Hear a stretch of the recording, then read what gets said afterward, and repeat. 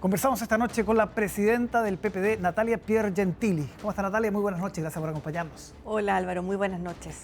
¿Cómo va a funcionar esta coordinación del apruebo que se ha anunciado hoy día ahí en La Moneda después del comité político? Bueno, la coordinación que se anunció hoy día es más que el apruebo. Más bien es el paso anterior, que era la necesaria coordinación política entre los dos partidos que son parte de la coalición de gobierno. Nosotros nos ha costado no establecer una relación, sino más bien autoconvocarnos a una conversación política cotidiana que permita asentar mucho más lo que son estas dos coaliciones que apoyan al gobierno. Y en esta coordinación, el primer punto, por cierto, que vamos a tratar es cómo enfrentamos la campaña del apruebo. ¿Cómo hacer eso en términos de franja, de despliegue? Porque costó la vez anterior, había numerosos comandos del apruebo. La idea, me imagino, es evitar eso. La verdad es que nosotros es algo de lo que vamos a conversar esta semana. No tenemos claro cuál va a ser la mejor fórmula, porque también apuntamos a públicos ideológicamente parecidos, pero no iguales. Por lo tanto, también ahí hacer matices podría ser bien favorable también.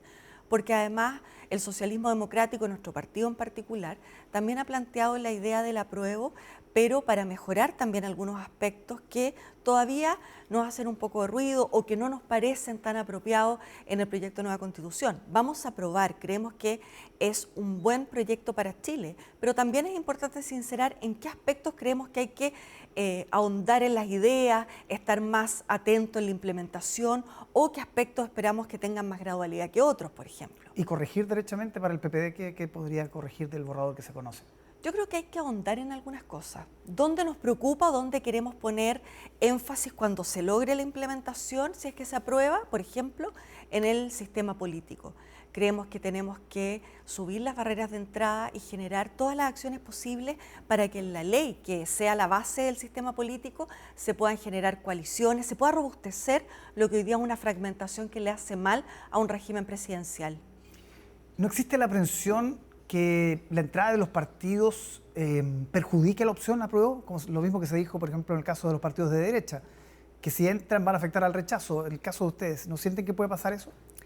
Nosotros creemos que es ineludible ver que el 80% de los chilenos aprobaron empezar este tránsito hacia una nueva constitución, donde los partidos fuimos parte del acuerdo que generó todo este proceso. Por lo tanto, aquí no tenemos que mirar si es que tenemos rating o no, sino cómo fortalecemos la acción de los partidos en la democracia y cómo somos parte de este proceso con nuestros acentos, con nuestros énfasis, con nuestra mirada ideológica.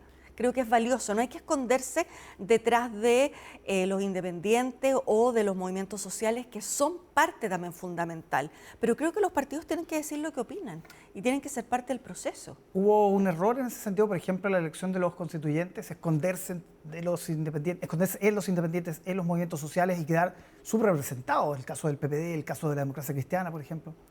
Yo creo que el momento político en que se dio esa elección tuvo los resultados que tuvo.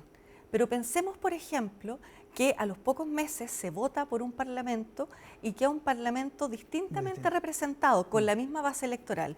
Por lo tanto, yo creo que eso obedece a un momento donde la institucionalidad política estaba muy fragilizada y muy dañada, y creo que poco a poco se ha ido revalorizando no el valor de los partidos solamente, sino el valor de las instituciones para la democracia.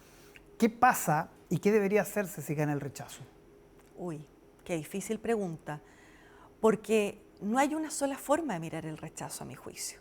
O sea, sin perjuicio que la papeleta dice apruebo rechazo y uno marca, digamos, pero es distinto pensar en un rechazo sobre las causas de un posible rechazo cuando el 80% de la población quería una nueva constitución. Entonces ahí la idea quizás es poder visualizar con detalle, de manera generosa, de manera clara, cuáles fueron aquellos aspectos que hicieron que una ciudadanía con tantas ganas de un cambio se incline por el rechazo. Y creo que eso, si es que ocurriera, amerita una conversación profunda del gobierno, de los partidos, del parlamento, de la sociedad civil, pero creo que es un escenario muy complejo. Se hablaba de un tabú en la prensa el fin de semana. ¿Hay un tabú sobre eso, del triunfo del rechazo, o se habla abiertamente? O sea, es una opción, el propio presidente ha dicho que es una opción tan válida como el apruebo. Distinto es que nosotros estemos enfocados en lo que nos convoca, que ojalá es aprobar. Pero para nosotros la discusión al menos interna del socialismo democrático y del PPD en particular, hemos hablado que es una opción compleja, que quizás el país no estaría para otro proceso constituyente, cómo podríamos hacer una oferta programática al país de cambio, aun cuando ganara el rechazo. Por eso a mí me parece tan importante, Álvaro, cuando la derecha ha planteado que rechaza, y que es su posición legítima, y que plantea que ellos igualmente rechazan, pero dan por muerta la Constitución del 80. Sí. ¿Cuál es su propuesta al país respecto de eso? ¿A qué están disponibles a cambiar?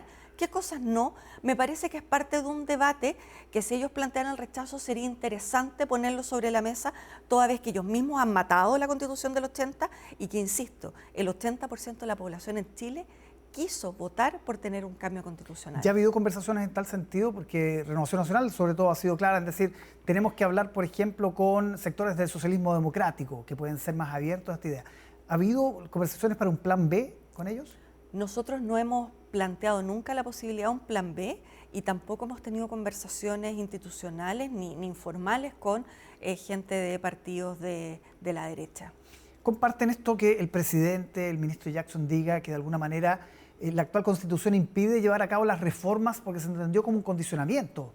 Y hay un debate largo respecto a eso, de que cuán encadenado está el gobierno a la suerte de la nueva Constitución o del borrador. ¿Qué piensa usted? ¿Fue un error? Yo creo que a lo mejor se planteó mal, pero creo que es sincero decir que algunos aspectos importantes del programa están concatenados a un proceso constitucional. ¿Por qué? Porque hay reformas, por ejemplo, como las que ha planteado el presidente respecto a tener una empresa nacional del litio, que no se pueden hacer en este marco constitucional, o un seguro único de salud, tampoco. O, por ejemplo, tener el derecho a elegir para poder hacer una interrupción del embarazo. Con esta Constitución no es posible.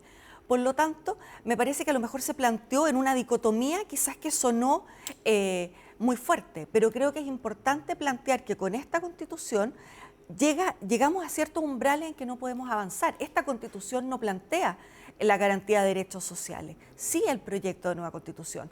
Por lo tanto, un programa transformador con esta Constitución sí que tiene merma en su posibilidad de implementarse a cabalidad, y me parece sincero plantearlo de esa manera. Volviendo a lo de la derecha, ¿usted les cree cuando dicen que están abiertos a, si ganan el rechazo, a abrirse un cambio constitucional? La UDI ha dicho estamos dispuestos a bajar los quórums, por ejemplo. ¿Hay una voluntad real o usted duda?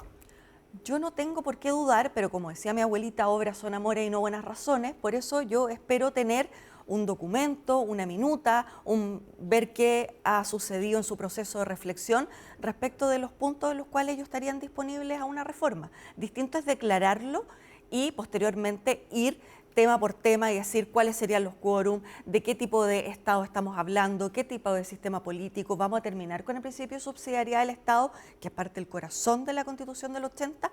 Todas esas interrogantes yo creo que sería adecuado que la derecha lo planteara. Natalia Pirgentili, muchísimas gracias por acompañarnos esta noche. Muchas gracias a ti. Buenas noches.